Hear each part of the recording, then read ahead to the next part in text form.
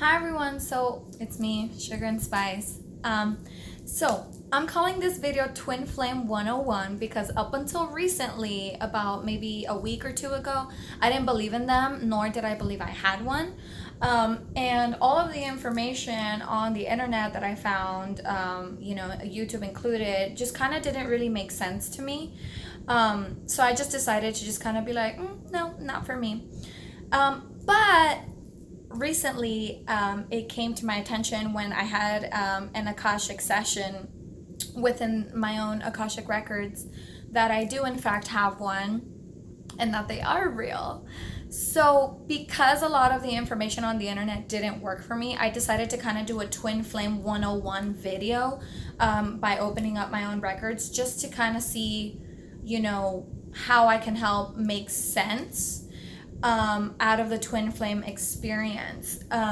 So that's what I'm doing here. For those that don't know, I'm an Akashic Records practitioner. I don't just do tarot, I also read Akashic Records. And the Akashic Records are referenced in Bibles all across the world as the Book of Life. And the Book of Life, the Akashic Records, are a collection of data of the soul, essentially. So every belief, decision, experience, feeling, thought you've ever had since the inception of your soul has been documented by the Lords of the Akashic Records, and essentially that is what makes up your Book of Life. Pets have them, plants have them, historical locations have them, etc., etc. So as an Akashic Records practitioner, what I do is I bust open those books, and then the records themselves kind of speak and act through me. And it's kind of, I guess I would call it channeling is the closest thing I can compare it to, because I'm not really there, but I am there, if that makes sense. Probably not. Anyway, okay, so what I did was I broke open my own records and I asked, hey, I would love to get messages about the twin flame experience out there to the collective. So whatever is safe and easily accessible, please give me those answers so that I can bring them earnestly to the people out there currently experiencing or wanting to experience the twin flame situation. So that's what I'm doing. And what I did was, unlike tarot, the Akashic Records don't require interpretation. So there's no guesswork. It's just straightforward question, answer. So what I did was I wrote down by hand every single word that was dictated to me by the records so that I could deliver them to you as such. No murky guesswork involved, none of my personal bias or opinion involved. It's all just the truth. So I hope it helps. Without further ado, let's get started. You're gonna see me reading from my notebook. It's the only way I could think of to dictate everything exactly as I heard it. So let's get into it. This is my book. All right, so question number one, are twin flames real? As dictated per the Akashic Records, twin flames are very real. They are one of the very few things about the human experience that are real. Many choose to disbelieve their existence for the same reasons they choose to disbelieve God, because it absolves them of the responsibility of original thought, meaning to discount twin flames is easier than to do the work of thinking and processing the concept of eternal joyous union. Twin flames are real in the ways they push the human experience to transcend all which makes you painfully human to begin with. The ego, the reason, the mind, the heart. The twin flame experience is unlike any other, and it is very real. Question number two. What is a twin flame?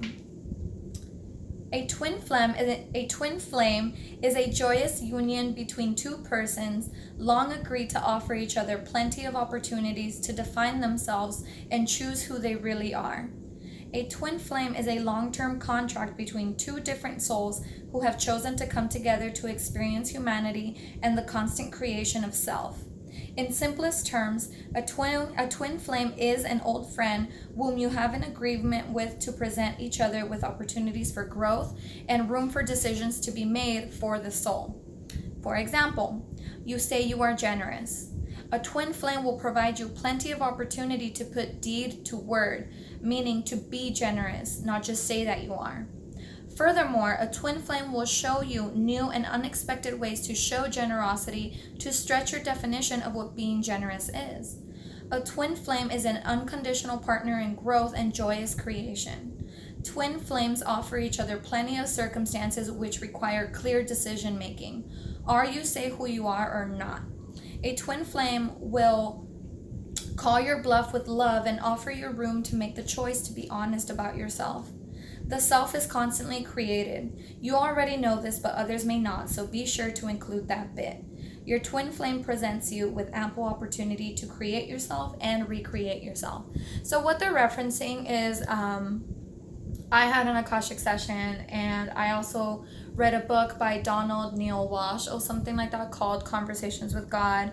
So the expert that they're referencing is essentially there's no reason for human beings to do or not do anything unless it's as a statement to God of who you are. So there's no reason for you to help anybody. There's no reason for you to hurt anybody except to answer the question, who are you? As a statement of what you are. That is the only reason to ever do right or do wrong, whatever it is. So that's what they're referencing here, is a twin flame is an experience that gives you plenty of opportunities to take action as statements of who you are to the universe. So it's called Conversations with God, Book 1, Donald Neil Walsh, something like that. But that's what they're referencing to, so that's why they really wanted me to drive that point home. So here I am. All right, question number 3. Does everyone have a twin flame? No. I was shook too. So I'm gonna read that again. Does everyone have a twin flame? No. No. Some choose to experience and create themselves through other means, such as children, mother-child relationships, or even conservation efforts for animals and plants. Some souls like to go it alone. Others like having buddy systems. To each their own, but the simple answer is no, not everyone has chosen to have a twin flame, but everyone does have the opportunity for joyful and peaceful union. The ultimate love is the love of self and the love of God through the self. Some souls have made this their primary interest, so whoever they end up in union with doesn't matter to the soul as much as the love of self and the love of God through the self. Follow-up question. How do you know if you have a twin flame or not? They can ask us themselves. Sassy. They can ask us themselves or find out through tarot, but many who do not have flames also don't care for the label or the identity of a flame. If there is no interest in the flame journey, it is highly likely this person has chosen not to have one. Follow-up question number 2. What about those who don't have twin flames and change their mind? Well, that's the beauty of the human experience. You can absolutely change your mind and choose again and again. That is exercising divine right of creation. In which case, choose the twin flame experience. Make an honest invitation with your heart to the heart of another soul who might also want the same experience. Pray to be shown the way to a soul also changing their mind and wanting the experience. It's that simple. Essentially, it's setting the intention and then getting out of the way is what they're saying. Praying about it and then getting out of the way and following the signs to that experience. But the good news is that you can change your mind if you don't have one. Question number 4. What is the difference between a karmic partner, a soulmate, and a twin flame? There is no such thing as karmic partners. That's folly. You give karma an identity similar to that of the ego. A relationship chosen in affirmation of the ego and the childhood wounds is not karma. It's just a choice. Not even a good or bad one, but a self-imposed choice. Karma again washes you of the responsibility of your own decision-making and laziness for growth. No one is a karmic partner. A soulmate is a soul evolving with you through many millennia, space, and time. Your friend Jacob is a good example. You felt at home when you saw him, no? Yes, I did, and I still do. then he is a soulmate for you.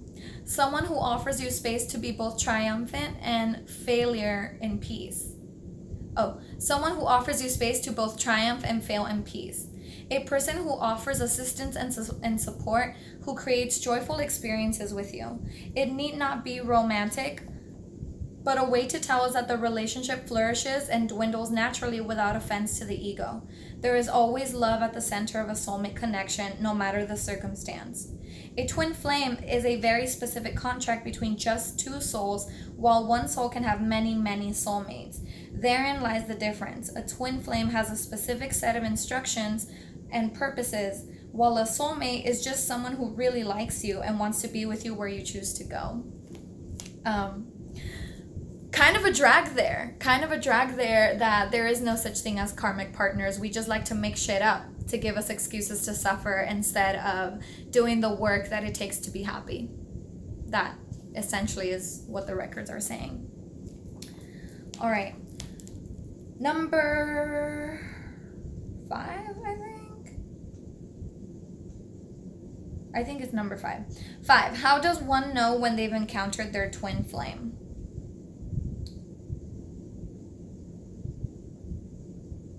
Oh, girl, hold up. I lost myself. I think I skipped one. All right, so I'll just do this one. Yeah, I put, are there any differences to gay twin flame experiences versus hetero ones? Gay men have a harder time choosing flames and taking opportunities as such. Gay men often fail to completely surrender the ego and so often sabotage the growth of their soul. Egos between two men flare in awful ways, irreparably damaging ways. And so gay men must work harder to surrender themselves to experiences they chose and specified to begin with. To correct this, the ego must be put aside and pride must be dissolved. Gay women suffer from too much complacency.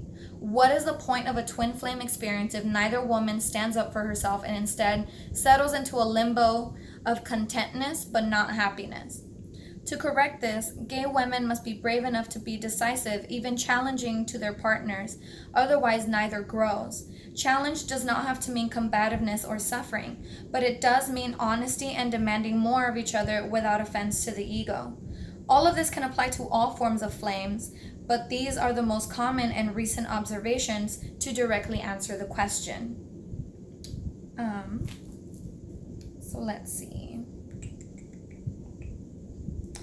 What are some common misconceptions or misunderstandings about twin flames that we can clear up now? The misconception that twin flames are supposed to hurt.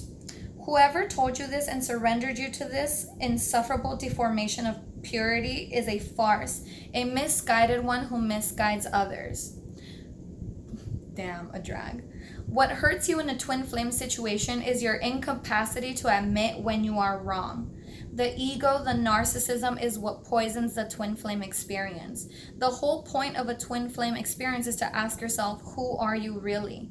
A twin flame will expose your shortcomings and contradictions, not to make you suffer, but to help you choose who you're really going to be. To refer to the previous example, a twin flame will show you your greed even if you've spent your whole life believing yourself to be generous. A twin flame will show you the areas in which you are not generous so as to make you aware and present the opportunity to you to choose to replace this greed with what you say you are, which is generous. This doesn't have to hurt, but you'd rather let ego make an enemy of your flame, thus again washing yourself of responsibility for your decisions. A twin flame doesn't hurt you. Your own inability to be accountable is what hurts you. Your unwillingness to admit and expose areas which need new guidance and improvement is what hurts you. Learn to fail and be wrong, and the union is joyous because the soul is hungry to prove itself. It is not challenge or combat. It is opportunity to choose who you really are. Wow. That really spoke to me. So let's see.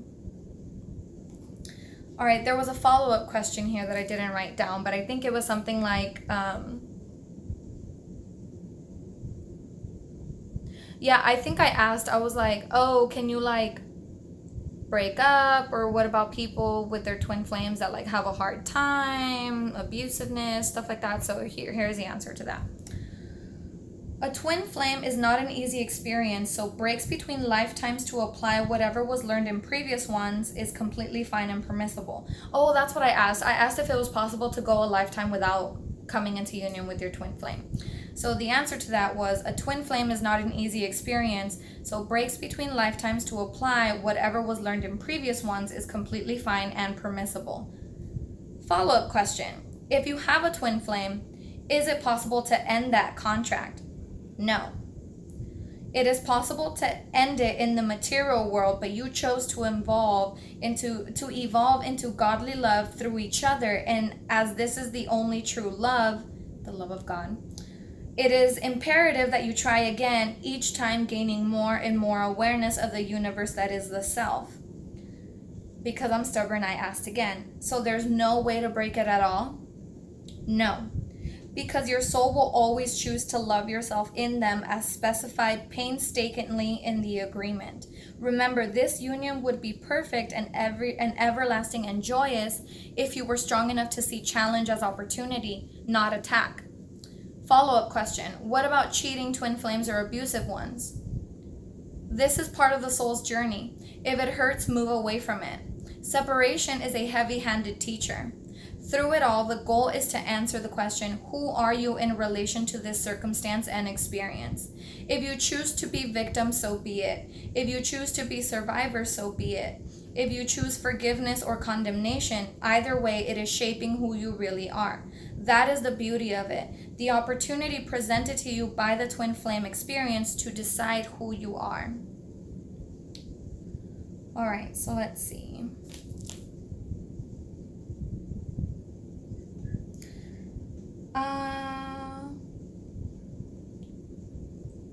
I think I skipped a question, so let me find it.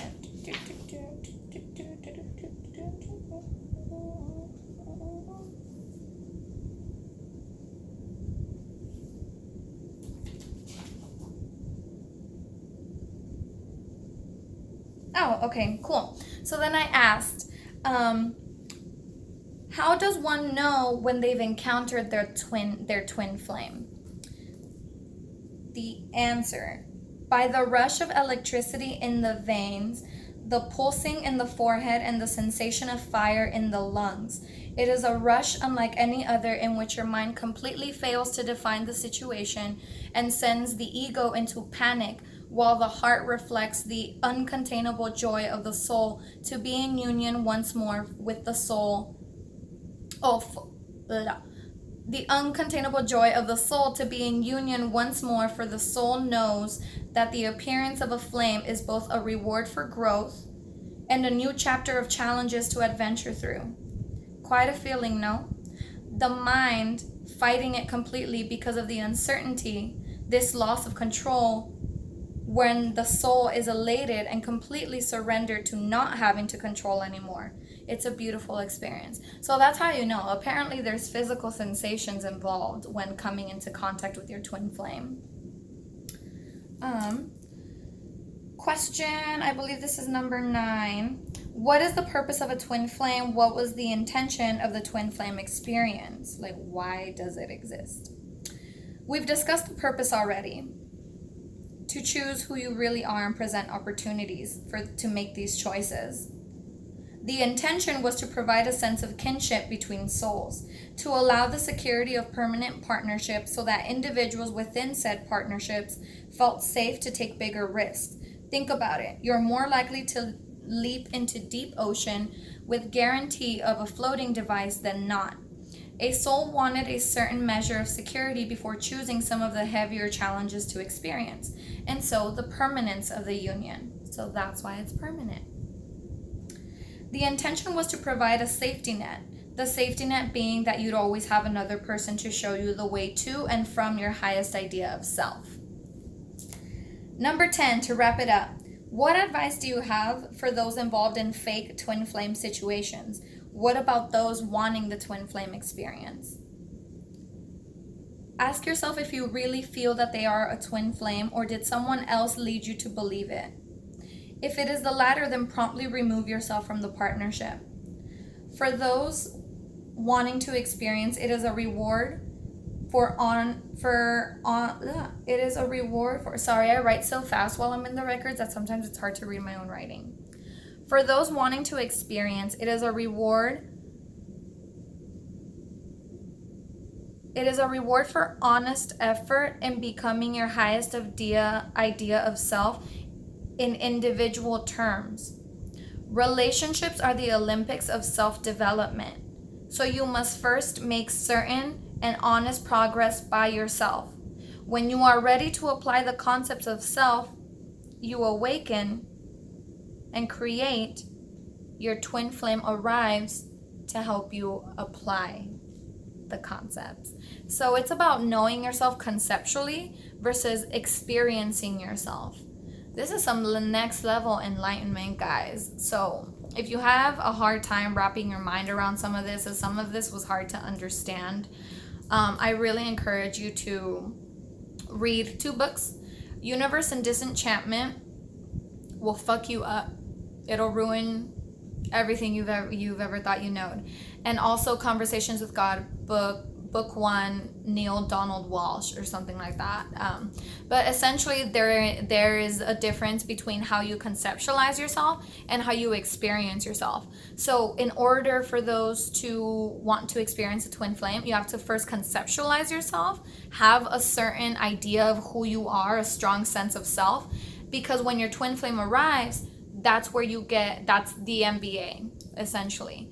That is when you get to play the game, and that is when you get to apply the concepts that you've created about the self. That's when you become the self and you actually put, what did it say? Deed to word. So you put action behind who you say you are.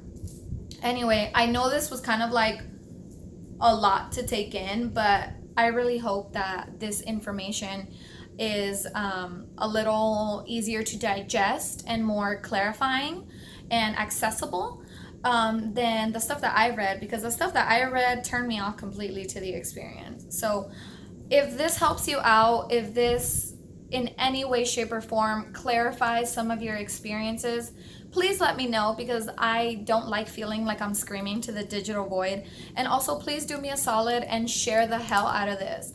I want subscribers because I want to teach my tarot classes in peace. So please, please, please share it with anybody